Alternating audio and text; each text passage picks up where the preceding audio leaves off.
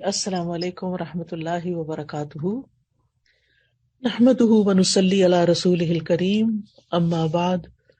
فاعوذ باللہ من الشیطان الرجیم، بسم اللہ الرحمن الرحیم، رب اشرح لی صدری ویسر لی امری واحلل عقدۃ من لسانی یفقہوا قولی۔ جب ہمیں کوئی چیز آفر کرتا ہے، مثلاً کہتا ہے کہ یہ دودھ ہے آپ کے لیے اور یہ بالکل خالص دودھ ہے، تو ہم کتنے خوش ہو جاتے ہیں۔ خالص دودھ، آج کے دور میں تو خالص دودھ بالکل ہی نایاب چیز ہو گئی ہے۔ اسی طرح جب کوئی کہتا ہے فلاں چیز بالکل خالص ہے، خالص دالیں ہیں، خالص فلاں ہے، خالص، تو ہمارے دل کی کیفیت ہی بدل جاتی ہے۔ یعنی ہم ہر چیز میں خالص چاہتے ہیں، خلوص چاہتے ہیں، محبت میں بھی خلوص چاہتے ہیں، تعلقات میں بھی خلوص چاہتے ہیں۔ لیکن کبھی ہم نے سوچا کہ اللہ سبحانہ وتعالیٰ کے ساتھ ہمارا جو تعلق ہے،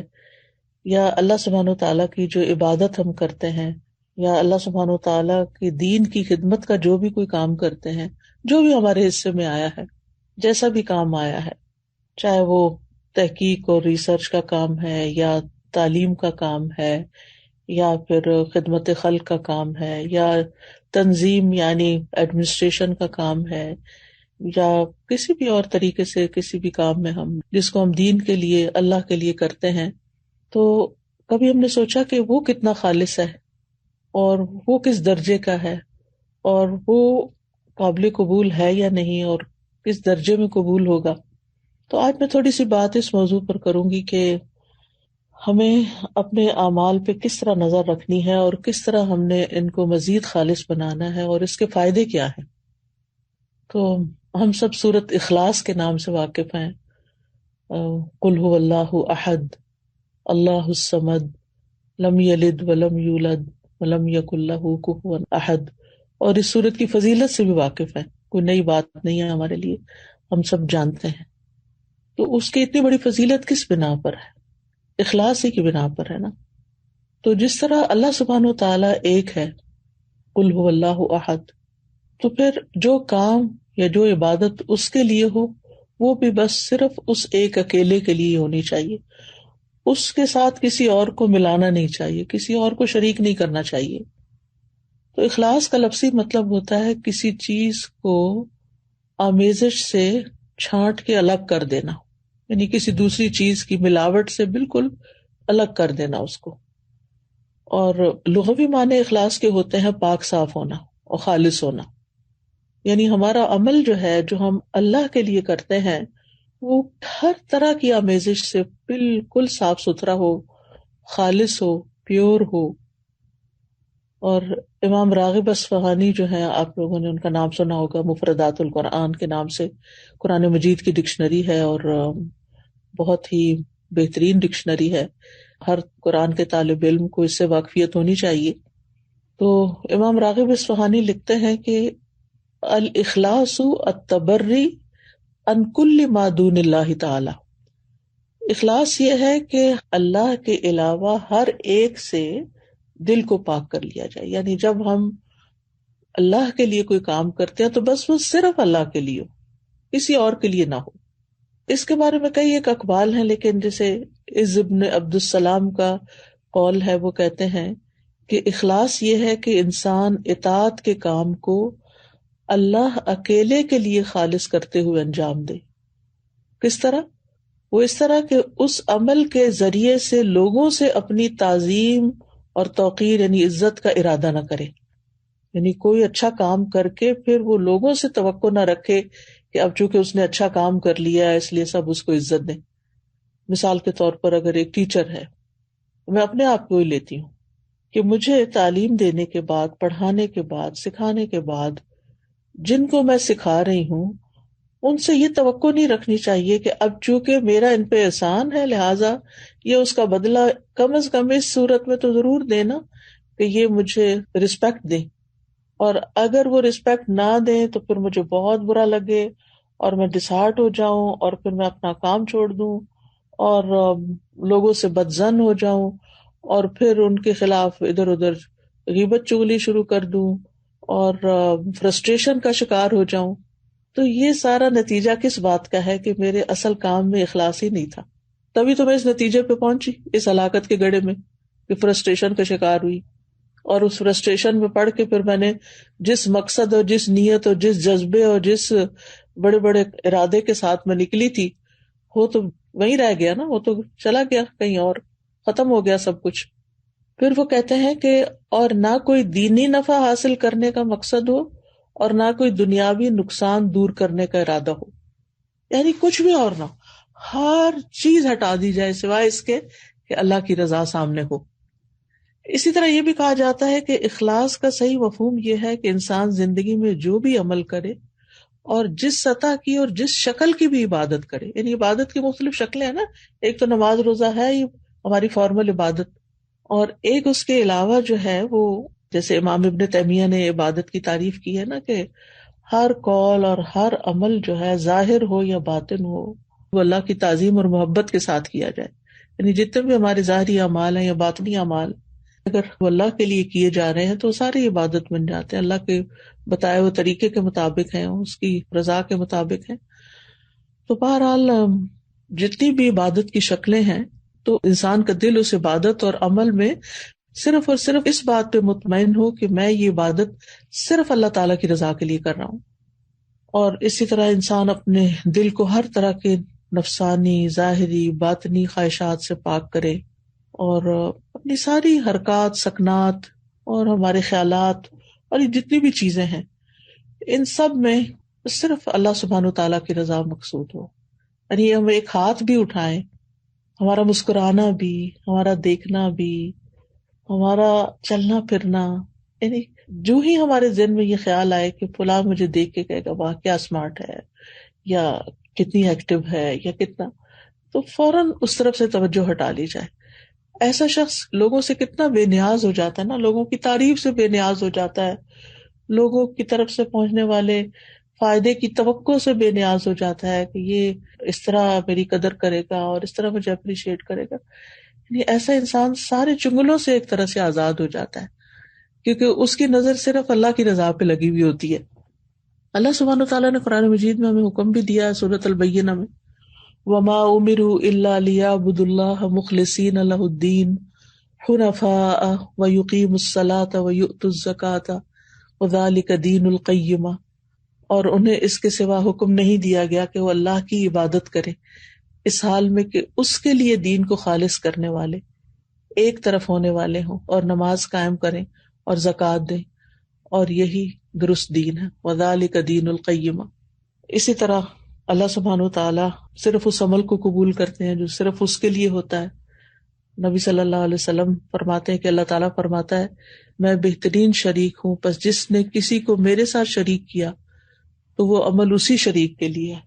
یعنی کسی اور کو اگر آپ اس میں شامل کر لیں گے تو وہ عمل اس کا ہو جائے گا، اللہ تعالیٰ کے لیے نہیں ہوگا.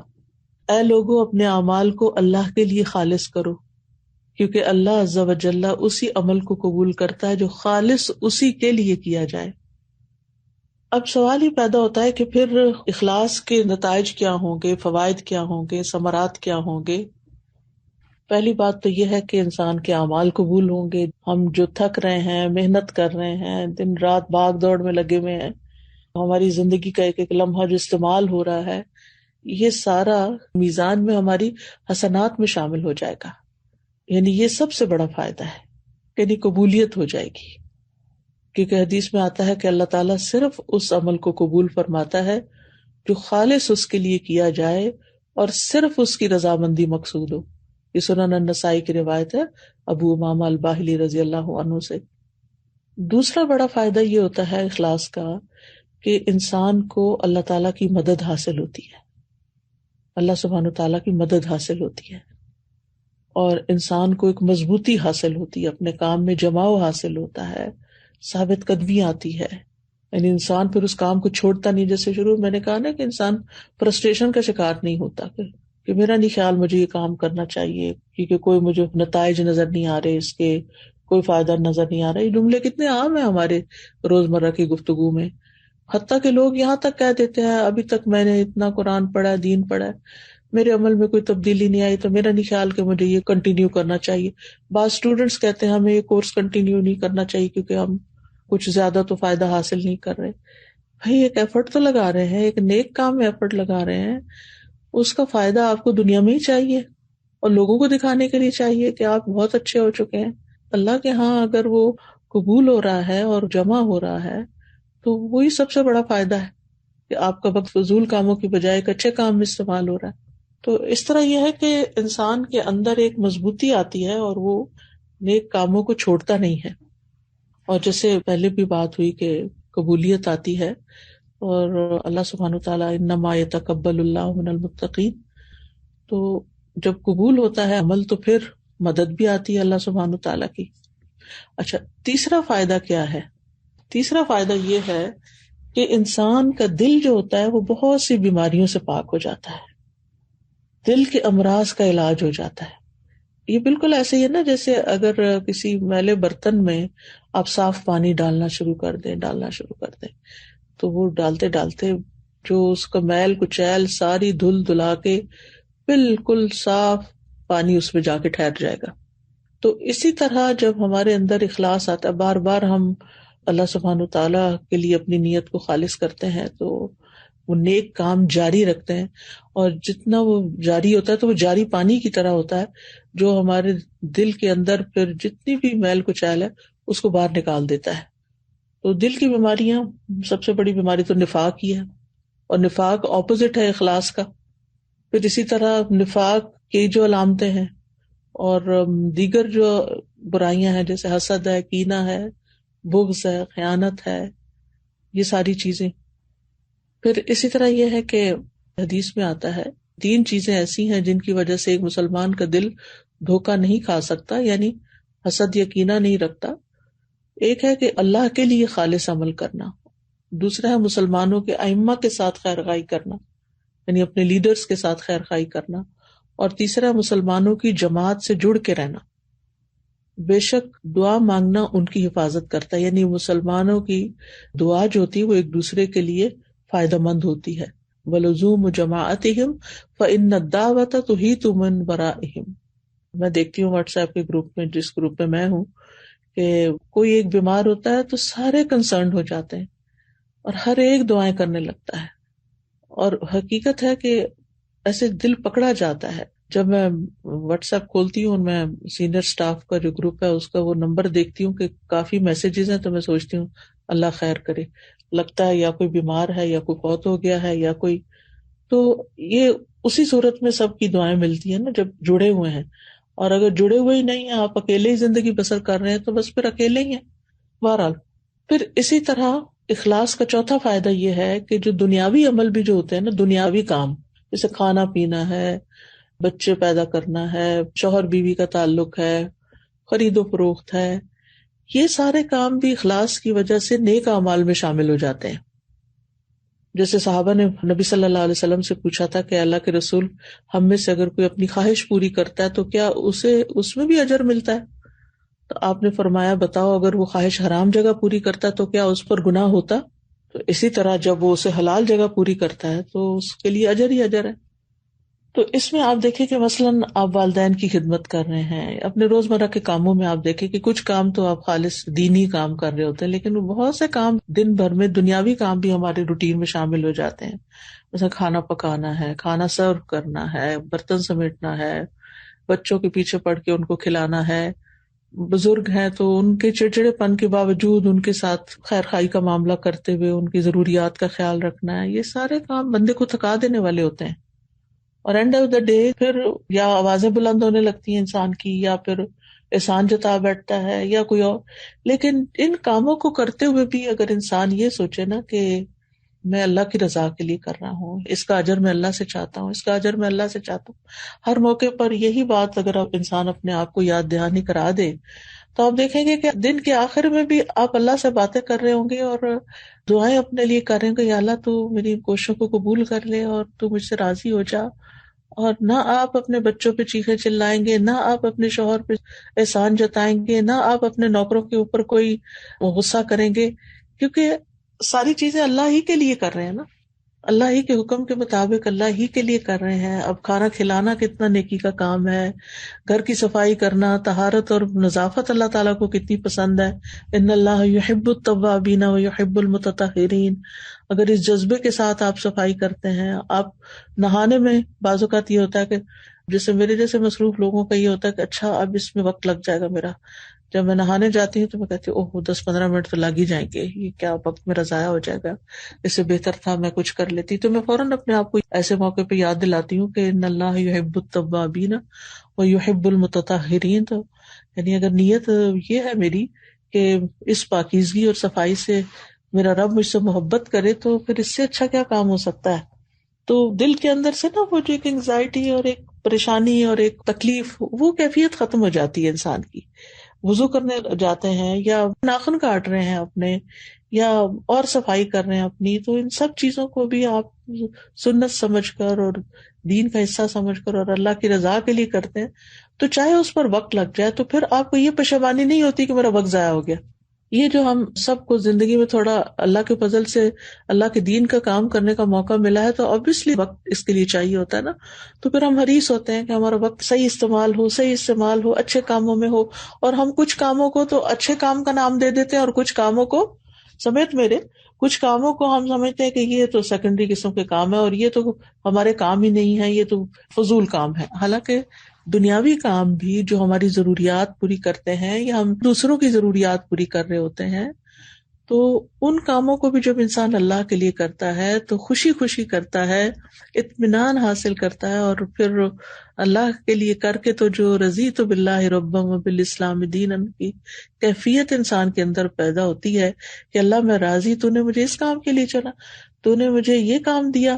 پچھلے دنوں 1-2 ساتھیوں کے پیرنٹس بیمار تھے، تو ان میں سے ایک نے مجھے میسج کیا کہ میرے والد پچھلے 2-3 مہینے سے بیمار تھے، تو میں کوئی کورس نہیں پڑھا سکی، کچھ زیادہ کام نہیں کر سکی، لیکن میں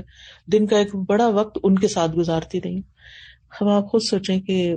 اب ایک صورتحال یہ کہ انسان فرسٹریشن کا شکار ہو، یہ کیا مصیبت پڑ گئی مجھ پہ،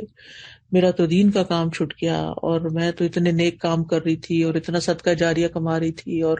بڑے بڑے کام کر رہی تھی، اور اب اس مصیبت میں پھنس گئی ہوں، پتہ نہیں کون سے گناہ کی شامت ہے. ایک تو شیطان اس طرح کی باتیں سجھواتا ہے، اور اتنی بڑی نیکی اور اتنی بڑی خیر کے کام کو جو اللہ ہی کی طرف سے زندگی میں آ گیا، انسان اس کو بھلا دیتا ہے، اس میں نیت بھی خراب کرا دیتا ہے، اس میں فرسٹریشن ڈال کے تکلیف میں مبتلا کر دیتا ہے. وہ جیسے حضرت ایوب علیہ السلام نے کہا تھا نا، انی مسنی الشیطان بنصب وعذاب،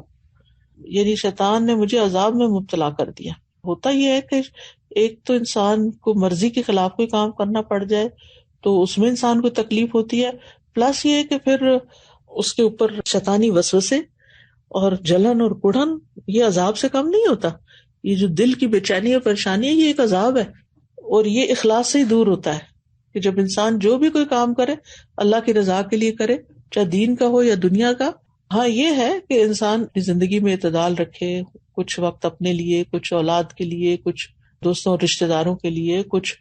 گھر کے کام کاج کے لیے، کچھ تعلیم حاصل کرنے کے لیے، کچھ دینے کے لیے. پھر زندگی کے مختلف جو فیزز ہوتے ہیں اس میں مختلف اوقات میں انسان کو مختلف کاموں میں کچھ زیادہ یا کم وقت ملتا ہے.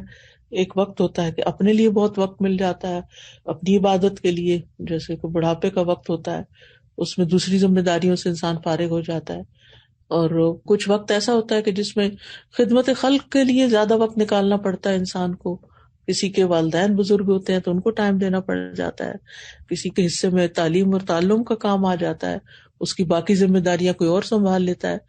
تو ہم میں سے ہر ایک کی سچویشن اور حالات فرق ہیں، لیکن اس میں ہمیں یہ یاد رکھنا چاہیے کہ جس بھی حال میں رب رکھے اس پہ راضی رہ کے، اس میں نیت خالص کر کے اس کام کو عبادت سمجھ کے کریں، مصیبت سمجھ کے نہ کریں. پھر اس میں آپ دیکھیے کہ بعض لوگ ایسے ہوتے ہیں کہ جو جسمانی طور پہ دنیا سے الگ ہوتے ہیں لیکن دل ان کا دنیا میں پھنسا ہوا ہوتا ہے، اور کچھ لوگ ایسے ہوتے ہیں کہ جو جسمانی طور پر دنیا میں ہوتے ہیں لیکن دل ان کا دنیا سے الگ ہوتا ہے. تو یہ دیکھ سکتے ہیں ہم کہ ہم کہاں کھڑے ہیں. اچھا، چھٹا فائدہ یہ ہے کہ انسان سے سختیاں اور مصیبتیں بھی دور ہونے لگتی ہیں، یعنی انسان کی دعائیں بھی قبول ہوتی ہیں، یعنی اخلاص کی برکتیں بہت ہیں. اب وہ واقعہ یاد ہوگا جو بخاری اور مسلم میں آتا ہے، 3 لوگوں کا جنہوں نے غار میں رات گزاری، جو بارش سے مجبور ہو کے غار کی طرف چلے گئے تھے، پھر وہ غار کا دروازہ بند ہو گیا پتھر گر کے، تو وہ ہٹا نہیں پا رہے تھے مل کے، تو پھر ہر ایک نے دعائیں کرنی شروع کی اور اس میں ہر ایک نے اپنے اپنے خالص عمل کو وسیلہ بنایا، تو اللہ تعالیٰ نے ان کی مصیبت دور کر دی، وہ غار سے باہر نکل آئے۔ تو اخلاص سے نا دل کے اندر ٹھنڈک آ جاتی ہے کہ میں جس کے لیے کر رہا ہوں نا وہ دیکھ رہا ہے۔ مثلا آپ ایک بہت اچھا کام کرتے ہیں اور جب کام کر کے کسی کو دکھاتے ہیں کہ اچھا آپ اس کے بارے میں مشورہ دیں کہ یہ کیسا ہے، تو وہ اس پہ سخت تنقید کر دیتا ہے، یہاں یہ غلطی ہے، یہاں یہ نہیں ہونا چاہیے، یہاں وہ نہیں ہونا چاہیے۔ تو اس وقت آپ کا ری ایکشن پھر کیا ہوتا ہے؟ یا آپ دل دل میں مسکرا رہے ہوتے ہیں، یا پھر آپ سخت غم، فکر، پریشانی کا شکار ہو جاتے ہیں۔ مسکرا کون سکتا ہے ایسے موقع پر کہ جس کے لیے میں نے محنت کی تھی نا اتنی، اس نے تو دیکھ لیا، اس نے تو میری محنت جان لی نا، میرا خلوص جان لیا، اور یہ شخص میری صرف ظاہری حالت دیکھ رہا ہے کہ میں نے پروڈیوس کیا کیا، تو کوئی نہیں، اس میں بھی خیر ہے، میں اس کو دوبارہ کر لیتا ہوں اور اس سے بہتر کر لیتا ہوں۔ اور پھر انسان اللہ کی خاطر اسی کیے ہوئے کام کو دوبارہ شروع کر دیتا ہے، پھر اس میں بہتری آتی، پھر اس میں مزید بہتری آتی، مزید بہتری آتی۔ 7ویں چیز یہ ہے کہ انسان جب اللہ کے لیے کام کرتا ہے نا تو فتنوں کے جو خطرات ہوتے ہیں ان سے نجات اور سلامتی حاصل ہوتی ہے، یعنی انسان فتنوں سے نکل آتا ہے۔ اس میں حضرت یوسف علیہ السلام کی مثال ہے، جب اس عورت نے حضرت یوسف علیہ السلام کو برگلانے کی کوشش کی تھی تو اللہ سبحانہ وتعالیٰ نے ان کو بچا لیا، اور کیا فرمایا سورۃ یوسف میں آتا ہے،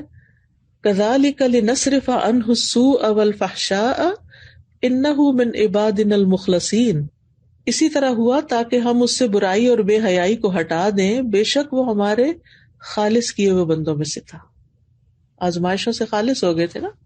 تو اللہ تعالیٰ نے ان کو اس گناہ سے بچا لیا۔ تو اللہ سبحانہ تعالیٰ بندے کی حفاظت کرتا ہے پھر اس اخلاص کی وجہ سے، جب بندہ اس کے لیے خالص ہو جاتا ہے تو اللہ کی خاص مدد حاصل ہوتی ہے۔ ابن مبارک کہتے ہیں کتنے ہی عمل ایسے ہوتے ہیں جو بالکل معمولی ہوتے ہیں لیکن اچھی نیت سے وہ بہت بڑے ہو جاتے ہیں، اور کتنے ہی عمل ایسے ہیں جو بہت بڑے بڑے ہوتے ہیں لیکن نیت ان کو بالکل حقیر بنا دیتی ہے۔ تو ہمیں یہ دیکھنا چاہیے کہ ہم کہاں کھڑے ہیں۔ پھر اسی طرح 8واں فائدہ یہ ہے کہ انسان کو اس کام پر اجر مل جاتا ہے، چاہے وہ کمزور ہی کیوں نہ ہو اس کا عمل اور چھوٹا ہی کیوں نہ ہو، یعنی اخلاص اور سچی نیت کی وجہ سے کوشش کا اجر مل جاتا ہے۔ اور اگر انسان کوشش بھی نہ کرے، صرف خالص نیت ہی ہو، تو بھی انسان کو وہ اجر مل جاتا ہے۔ جیسے وہ حدیث میں آتا ہے، صحیح مسلم کی حدیث ہے کہ جو شخص سچے دل سے اللہ سے شہادت کا سوال کرے، اللہ اسے شہداء کے مقام تک پہنچا دیتا ہے،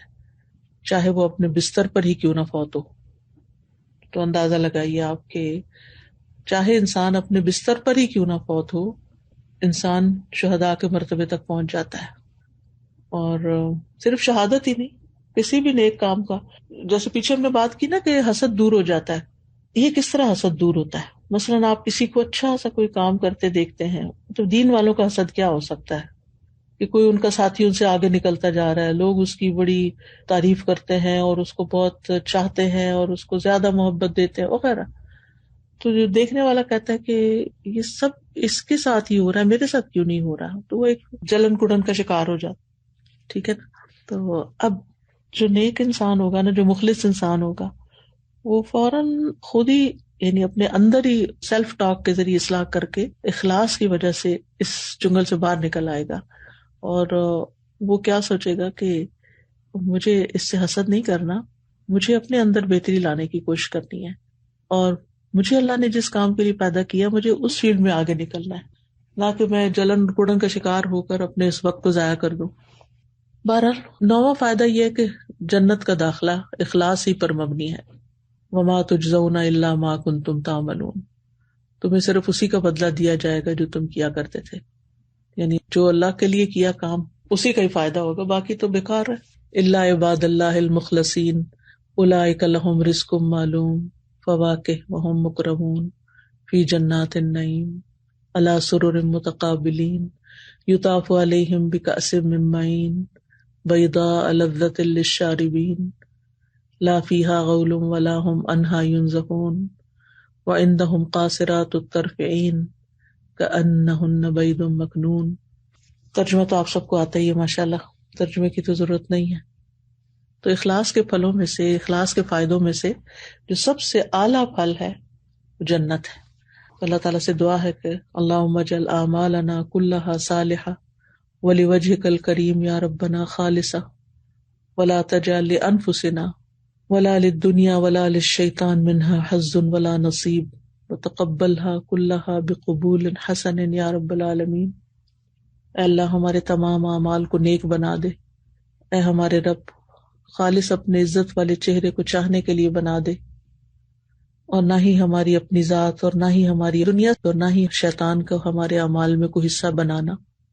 اور اے رب العالمین ان تمام اعمال کو آسان طریقے سے قبول فرمانا.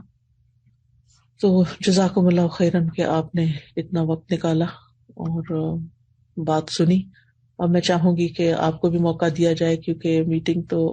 آپ لوگوں کی ہے اور آپ لوگوں کو بولنا چاہیے. جی استاذہ، مجھے جو ان سارے پوائنٹس میں سے ایک دو چیزیں اپنی زندگی میں بھی محسوس ہو رہی ہیں. ایک تو فتنوں کے خطرات سے نجات ملتی ہے. میں نے یہ دیکھا ہے کہ ہمیں پہلے بالکل بھی فتنے کی سمجھ نہیں آتی تھی کہ یہ فتنے سے مطلب کیا ہوتا ہے. چھوٹے فتنے، گھر کے فتنے، ہمارے آپس کے معاملات میں، سوشل لیول پہ، اکنامک لیول پہ بہت سے فتنے. اب میں نے نوٹ کرنا شروع کیا ہے کہ یہ تو واقعی اس بات میں اگر کسی نے ہاتھ ڈالا تو وہ اس میں اور پھنستا چلا جائے گا. اس سے بہتر ہے خاموشی اختیار کی جائے، یا یہاں انسان اپنے آپ کو پیچھے رکھے. اور دوسرا جو آپ نے سیلف ٹاک کی بات کی، مجھے اس نے بہت اسٹرائک کیا ہے کہ اللہ تعالیٰ توفیق دے کہ انسان دل میں اپنی خود اصلاح کر لے. اگر انسان کو یہ توفیق مل جائے، آئی تھنک یہ اخلاص کی بہت بڑی دولت ہے. جی سازی، میں اس بات پہ غور کری تھی کہ اخلاص اپنے اندر پیدا کیسے کرنا ہے. یعنی ایک تو ہوتا ہے کہ آپ اپنی نیت چیک کرتے رہتے ہیں کہ میں نے یہ کام اللہ کے لیے کیا، میں اللہ کی رضا کے لیے کر رہی ہوں. مجھے یہ لگتا ہے، مجھے میری پلیز اصلاح کیجیے گا، کہ یوں لگتا ہے کہ جیسے عبادات سے جب آپ معاملات کی طرف آتے ہیں نا، تو آپ کا اصل چیک ہوتا ہے کہ آپ یہ اللہ کے لیے کر رہے ہیں یا یہ اپنے لیے کر رہے ہیں، یا یہ آپ کسی دنیاوی مقصد کے لیے کر رہے ہیں. یعنی اب جب سے گھر پہ کام کرنا شروع کیا ہے، میں نے اس چیز کو زیادہ فیل کیا ہے کہ ہم اتنے عادی ہو گئے تھے اپنے ایک مخصوص قسم کے لوگوں میں کام کرنے کے کہ مجھے یہ کبھی فیل نہیں ہوا. لیکن گھر پہ بزرگ بھی ہیں، بچے بھی ہیں، تو مجھے زیادہ اپنے آپ کو ٹیسٹ کرنے کا موقع ملا ہے اور زیادہ چیک کرنے کا. تو پلیز یہ رہنمائی کریں کہ ہم کیسے چیک کریں کہ ہم صحیح پاتھ پہ ہیں، ہم صحیح پاتھ پہ چل رہے ہیں اخلاص کے. ایک تو محاسبہ انسان اپنا کرتا ہی رہے. دوسری بات یہ ہے کہ جہاں مشکل سچویشن ہو اور انسان وہاں صبر نہ کر پائے یا نیت خالص نہ رکھ پائے یا صحیح طور پہ کام نہ کر پائے، تو پھر فوراً دیر اینڈ دین اللہ کی طرف رجوع کرے، التجائیں کرے، دعائیں کرے اندر ہی اندر. یعنی سچویشن باہر کچھ طوفان آیا ہوا لیکن انسان پھر وہی اپنے اندر کی طرف پلٹ جائے کہ یا رب تو میری مدد کر، میرے اس عمل کو اپنے لیے خالص کر، اس کو واقعی نیکی والا کام بنا لے. پھر اسی طرح یہ ہے کہ جہاں بھی معاملہ کرنے لگے انسان تو یہ سوچے کہ اللہ تعالیٰ مجھے دیکھ رہا ہے اور میری نگرانی کر رہا ہے. وہ آتا ہے نا، وما تکون فی شأن وما تتلو منہ من قرآن ولا تعملون من عمل. من عمل میں تو ہر ہی عمل آ جاتا ہے نا. الا کنا علیکم شہودا اذ تفیدون فیہ وما یعزب عن ربک من مثقال ذرۃ فی الارض ولا فی السماء ولا اصغر من ذلک ولا اکبر الا فی کتاب مبین. تو ذرہ بھی اللہ کے علم میں ہے، تو یہ جو کچھ میں کر رہی ہوں تو اللہ دیکھ رہا ہے. اور پھر یہ ہے کہ جس وقت ہم اللہ تعالیٰ کی نگرانی کو اپنے اوپر محسوس کرتے ہیں نا، پھر اپنے اندر ایک تبدیلی بھی آنے لگتی ہے. اور پھر اسی طرح یہ ہے کہ انسان کو بعض اوقات یہ ہوتا ہے کہ انسان کسی کے ساتھ معاملہ کر رہا ہوتا ہے اور اس کو یہ شبہ ہونے لگتا ہے کہ یہ مجھے چیٹ کر رہا ہے یا دھوکہ دے رہا ہے یا مجھے یوز کر رہا ہے. یہ ایک بڑی عام بات ہے نا کہ لوگ مجھے یوز کرتے ہیں تو میں تو ایسا نہیں کرنے دوں گی یا کچھ بھی. تو بات یہ ہے کہ کوئی ہمیں نقصان نہیں دے سکتا، کوئی ہمیں نفع نہیں پہنچا سکتا سوائے اللہ سبحانہ وتعالیٰ کے. تو اس لیے میں جو کر رہا ہوں میں تو اللہ کے لیے کر رہا ہوں. یہ مجھے یوز کرے یا نہ کرے، میری جو ایفرٹ ہے نا وہ میرے رب کی خاطر ہے، تو اس کا اجر مجھے وہ دے گا. تو اگر یہ کام کوئی فائدہ پہنچانے کے لیے مجھے کرنا ہے تو کرنا ہی ہے. اور پھر اسی طرح انسان یہ بھی یاد رکھے کہ سب سے زیادہ انسان کا جو نیکی ہے نا وہ اللہ ہی یاد رکھتا ہے. بندوں کا حال تو آپ دیکھیں نا کہ اگر 10 نیکیاں آپ نے کی ہیں نا اور ایک آپ نے ان کے ساتھ کوئی زیادتی کر لی ہے تو وہ 10 کو بھول جائیں گے اور ایک کو یاد رکھیں گے. تو اس لیے لوگوں کے لیے اگر کام کریں گے تو پھر تو کوئی بھی نیکی کا کام کر نہیں پائیں گے. اور یہ آپ کی بات بالکل درست ہے کہ اصل ٹیسٹ ہمارا معاملات میں آ کے ہوتا ہے. عبادت تو تنہائی کے گوشے میں بیٹھ کے ہم کر ہی لیتے ہیں, یا دین کا کام بھی کسی دفتر میں بیٹھ کے کر لیتے ہیں, یا اپنے جیسے ساتھیوں میں بیٹھ کے کر لیتے ہیں تو وہ ایک انجوائمنٹ ہوتی ہے, یا ایک کلاس میں لیکچر سن رہے ہیں تو انجوائے کر رہے ہیں تو اس میں تو کوئی مسئلہ نہیں ہے. لیکن جب مختلف طرح کے لوگوں اور ہر ایک جو ہے وہ ڈیمانڈ ہی کر رہا ہو کچھ آپ سے اور توقعات ہی رکھ رہا ہو, تو ان کی توقعات پہ پورا اترنا اصل جہاد ہے, یا نہ بھی اترے اور پھر اپنے آپ کو کام ڈاؤن رکھنا. میں مختلف مسائل لوگوں کی سن رہی ہوتی ہوں نا, تو جیسے واٹس ایپ پہ بھی اور جواب وغیرہ دے رہی ہوتی, تو ایک دن میرا بیٹا وہ آتا ہے میرے دیکھ کے جاتا ہے کیا کر رہی ہوں, پھر آتا تو مجھے بیٹھ کے پوچھتا ہے آپ اتنی پرابلم سنتی ہیں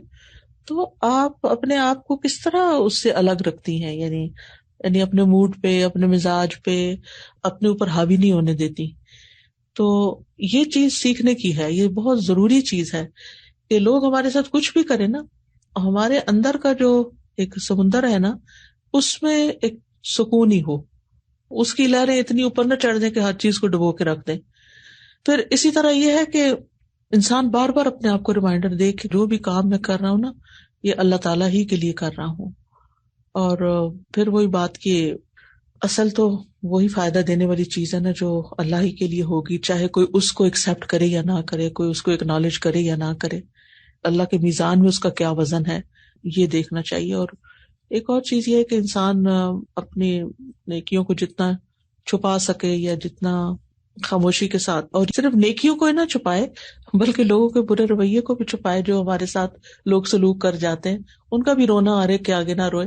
انما اشکو بثی و حزنی الی اللہ, پھر آپ دیکھیں دل میں کیسی ٹھنڈ پڑتی ہے, گرم گرم آنسو گریں گے آپ کے 2-4, اللہ کے آگے روئیں گے اور اس کے بعد سکون آ جائے گا آپ کو. سوری میری بات بہت ہی لمبی ہو گئی, لیکن ہو سکتا ہے یہ بہت سارے لوگوں کا سوال ہو کہ پھر یہ اخلاص پیدا کیسے کرے نا. استاذہ میں یہ سوچ رہی تھی کہ جو آج کل کے حالات ہیں کورونا کے,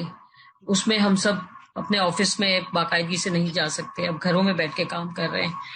تو یہ بڑا ایک ٹیسٹ ہے ہمارے لیے اخلاص کا کہ ہم کس طریقے سے کام کر رہے ہیں, کتنا وقت لگا رہے ہیں, اور اس کام کو جاری رکھنے کے لیے تمام اسٹاف انکلوڈنگ می کہ ہم کیا کیا ایفرٹس کر رہے ہیں اور نئی اسکلز کون سی سیکھ رہے ہیں تاکہ ہمارے کام میں کوئی رکاوٹ نہ آئے, کہیں کام رک نہ جائے, آگے بڑھتا ہی رہے, کیونکہ گھر کی اور بہت سی مصروفیات سامنے آ جاتی ہیں, مشکلات سامنے آ جاتی ہیں. آپ کو بڑی اہم بات کی کہ یہ بھی اخلاص ہی کا ایک حصہ ہے کہ ہم سب جائزہ لیں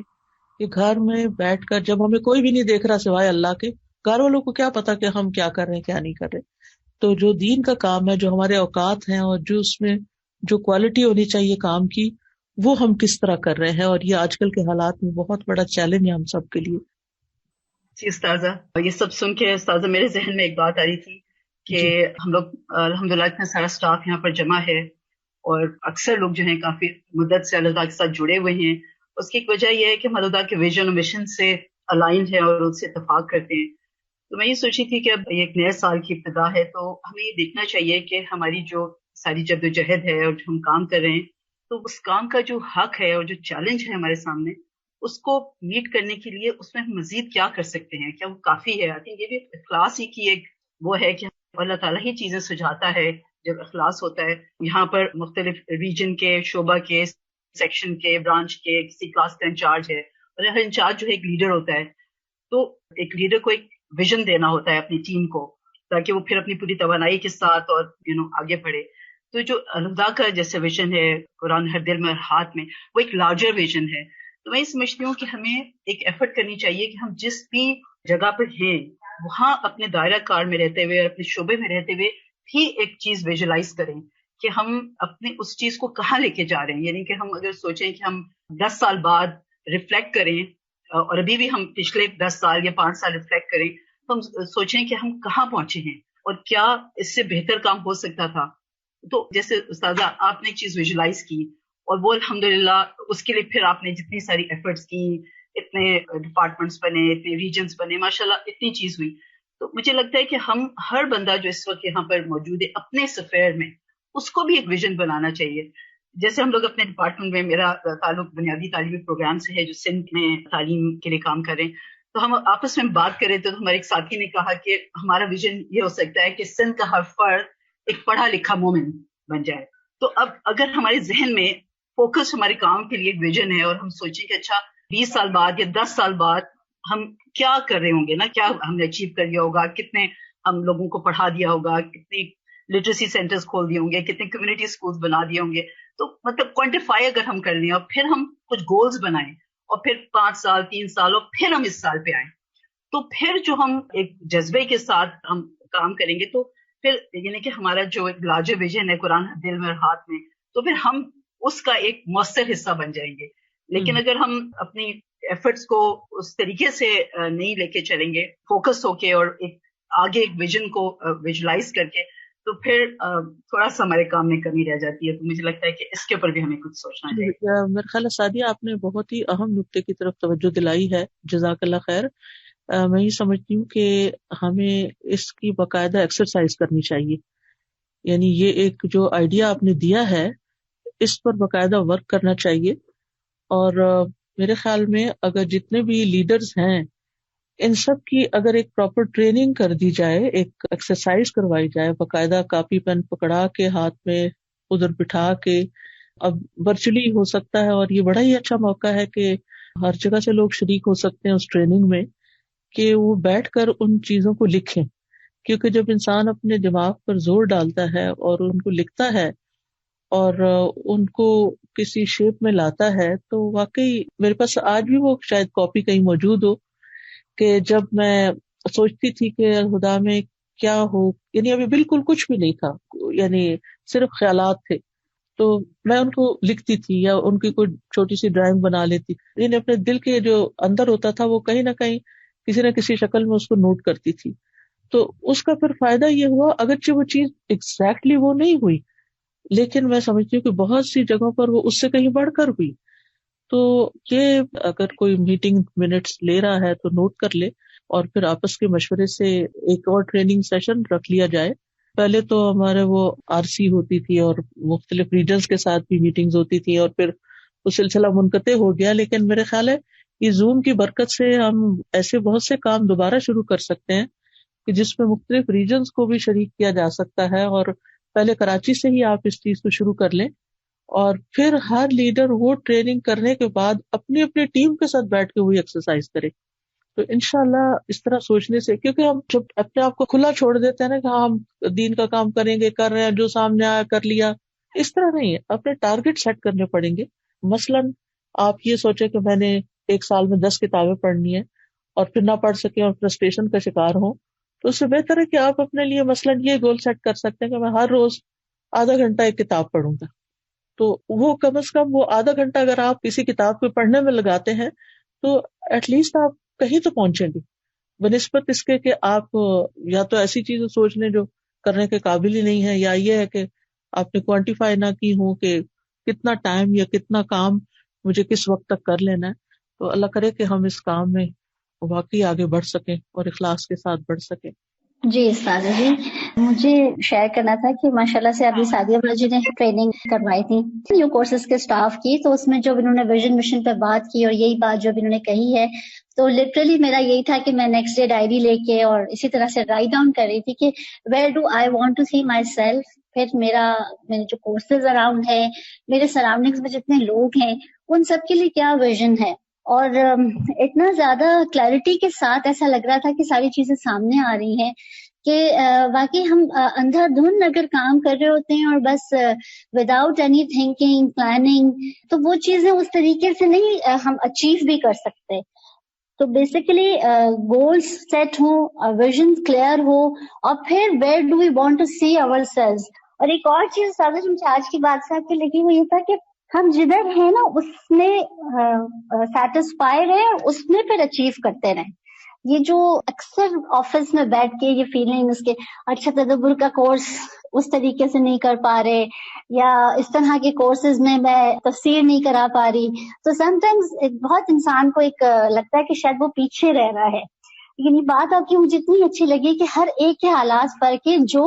رول اللہ تعالیٰ نے مجھے دیا ہے، اس رول میں ایکسل کرنے کی کوشش کرنی ہے، اور اس میں پھر انشاءاللہ نیت اگر خالص ہوگی تو پھر اجر بھی انشاءاللہ ملے گا۔ ہو سکتا ہے کہ جس چیز کو ہم بہت قابل اجر نہ سمجھ رہے ہوں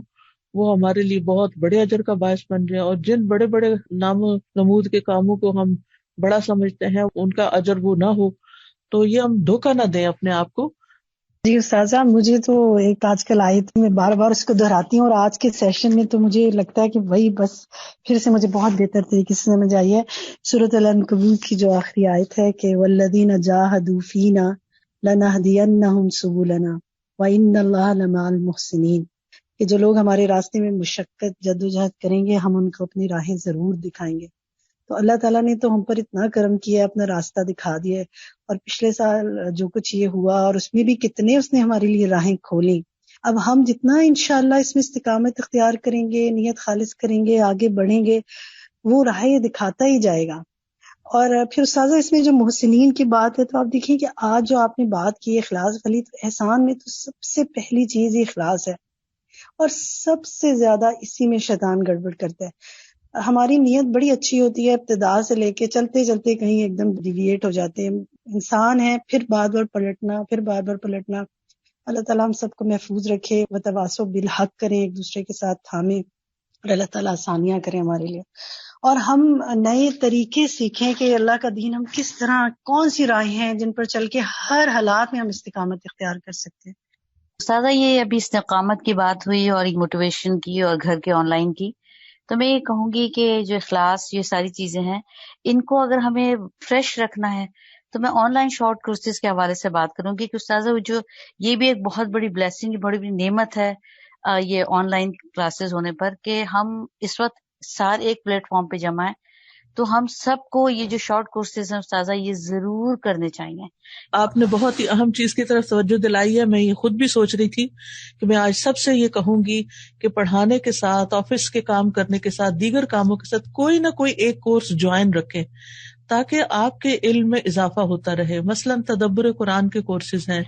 اب تو آن لائن ہونے کی وجہ سے کوئی مشکل نہیں، اور اگر آپ اس میں ٹیسٹ دیں گے تبھی آپ سنجیدگی کے ساتھ پڑھ سکیں گے، یعنی باقاعدہ کورس کریں، جیسے فقہ القلوب کا کورس چل رہا ہے یا اور اسی طرح کے کورسز ہیں۔ اس سے یہ ہے کہ آپ ریگولر بیسس پر اپنے علم میں پختگی لا سکیں گے انشاءاللہ۔ جزاکم اللہ خیرا۔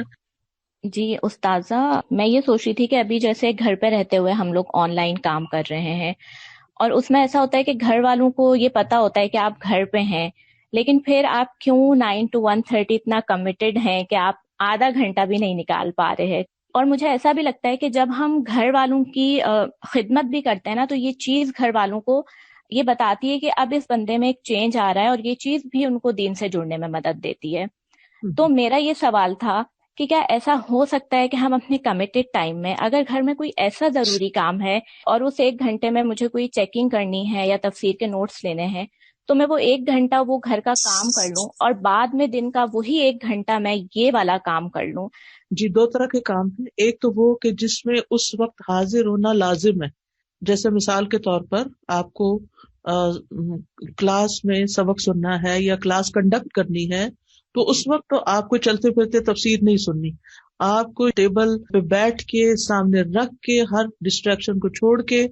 آپ اس کو سنیں، تاکہ آپ اسٹوڈینٹس کو پراپر کویشچن کر سکیں، ان کے سوالوں کے جواب دے سکیں، ان کو مانیٹر کر سکیں۔ اس میں تو آپ کو قطع نہیں اٹھنا چاہیے۔ لیکن کچھ کام ہے جیسے پیپر چیکنگ ہے، تو وہ آپ دن کی بجائے رات کو بھی کر سکتی ہیں، یا اور اس طرح کا کوئی کام ہے کہ جس میں آپ کی اس وقت حاضری وہاں ضروری نہیں، تو وہ اس میں خیر ہے۔ لیکن یہ کہ 9 to 1 اگر آپ کا ٹائم ہے تو میرے خیال بریک کا ٹائم بھی ضرور کچھ ہوگا، یعنی کہ ڈپینڈ کرتا ہے کہ آپ کے کام کی نوعیت کیا ہے۔ ساتھ میں یہ پوچھنا چاہتی ہوں کہ ہمیں اپنے کام کی کوالٹی کو بہتر بنانے کے لیے کیا ایسی اور ٹپس کرنی چاہیے، جبکہ ہم کورسز بھی ساتھ ساتھ کر رہے ہوتے ہیں؟ کبھی فیل ایسا ہوتا ہے کہ جیسے ہمارا کام ابھی مزید بہتر نہیں ہو پا رہا۔ بس شیطانی وسوسہ بھی ہو سکتا ہے، اور دوسرا یہ کہ انسان کو اگر سمجھے کہ اس سے بہتر کوئی اور کر رہا ہے تو اس سے مدد لی جا سکتی ہے، اس سے سیکھا جا سکتا ہے، اور سیکھنے کے لیے عاجزی بڑی ضروری ہوتی ہے۔ بعض اوقات ہم یہ سوچتے ہیں لو اب ہم تو اتنے بڑے مقام پہ پہنچ گئے ہیں تو اب ہم یہ فلاں سے یہ بات پوچھیں۔ حضرت جو تھے وہ بکری والے سے بکریوں کے بارے میں پوچھا کرتے تھے، یعنی معمولی سے معمولی انسان کے پاس بھی اگر کوئی چیز ہوتی تھی تو وہ اس سے سیکھتے تھے۔ تو ہمیں بھی مستقل طور پر جہاں ہمیں سمجھ آئے کہ اس چیز کی کمی ہے ہمارے اندر، تو ہم فوراً اس کو دیکھیں جو ہم سے بہتر ہے اور اس کی بڑائی کا اعتراف کریں، یعنی دل میں کہ یہ ہم سے بہتر ہے، اور پھر اس سے سیکھیں. جی اب کافی وقت ہو چکا ہے، صرف ایک اور چیز یاد دہانی کراؤں کہ الحمدللہ الہدا انٹرنیشنل کا فیس بک پیج بنایا جا چکا ہے، بلکہ بنا ہوا تھا، اس کو تھوڑا ریویمپ کیا گیا ہے. تو میں یہ چاہوں گی کہ آپ سب اس پیج کو فالو کریں تاکہ الہدا کے اندر اکراس دا گلوب جو بھی ایکٹیویٹیز ہو رہی ہیں اس پہ جب پوسٹ ہوں تو آپ ویل انفارمڈ ہوں. تو آپ سب پلیز الہدا انٹرنیشنل ٹائپ کر کے فیس بک پر اس پیج کو اگر آپ لائک کریں گے یا فالو کریں گے تو انشاءاللہ تعالیٰ آپ اس کے اندر جو بھی ایکٹیویٹیز ہیں یا نئی نئی چیزیں ہیں وہ آپ تک پہنچتی رہیں گی انشاءاللہ. اللہ سبحانہ وتعالیٰ آپ سب کو بہت بہت جزائے خیر دے جنہوں نے یہ وقت نکالا اور بہترین طریقے سے اس کو قبول فرمائے اور ہمارے اندر واقعی اخلاص پیدا کر دے. جو بھی ہم کام کر رہے ہیں وہ دکھاوے کے لیے نہ ہو، لوگوں سے تعریف چاہنے کے لیے نہ ہو اور لوگوں کے سامنے بڑا بننے کے لیے نہ ہو، بلکہ اللہ سبحانہ تعالیٰ کو راضی کرنے کے لیے ہو. اللہ تعالیٰ ہم سب کو شیطان کے شر اور فتنوں سے محفوظ رکھے. جزاکم اللہ خیرا کثیرا، بارک اللہ فیکم، سبحانک اللہم و بحمدک، اشہد ان لا الہ الا انت، استغفرک و اتوب الیک. السلام علیکم و رحمۃ اللہ وبرکاتہ.